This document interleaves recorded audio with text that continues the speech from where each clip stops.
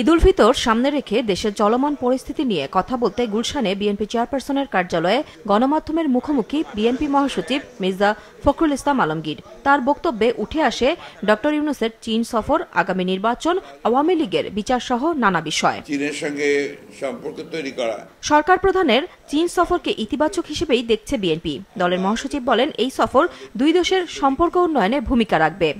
বাংলাদেশের সবচেয়ে ভালো কাজ হবে এটাকে নিজের স্বার্থে কাজে লাগানো, অর্থাৎ আমার ইন্টারেস্টে আমি এই স্বার্থ যেটা অন্যান্যদের প্রয়োজন আছে সেটাকে আমি কাজে লাগাই।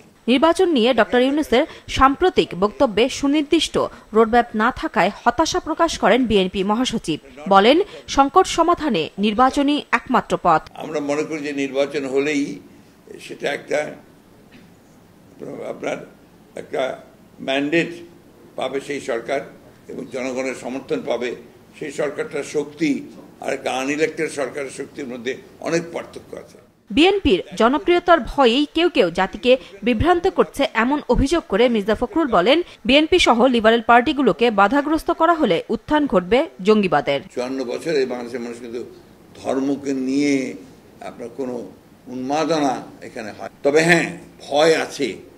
আজকে যদি লিবারেল পার্টিগুলোকে যদি আপনার সুযোগ কম দেওয়া হয়, তাদেরকে যদি আপনার আটক করে দেওয়া হয়, তাহলে কিন্তু জঙ্গিবাদের উত্থানের যথেষ্ট সম্ভাবনা আছে।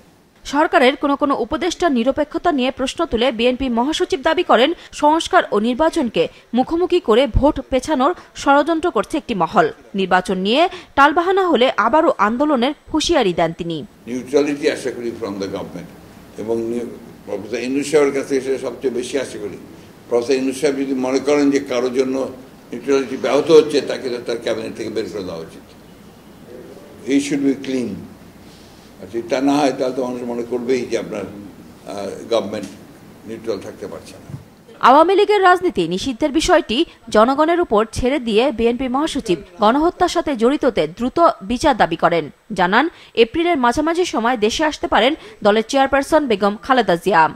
দ্বিমত নাই যে যারা এই গণহত্যার সঙ্গে জড়িত তাদেরকে অবিলম্বে আরো দ্রুত তার সঙ্গে তাদের আপনার বিচার হওয়া উচিত। নুরুন নাহার উইলি, মাছরাঙা সংবাদ, ঢাকা।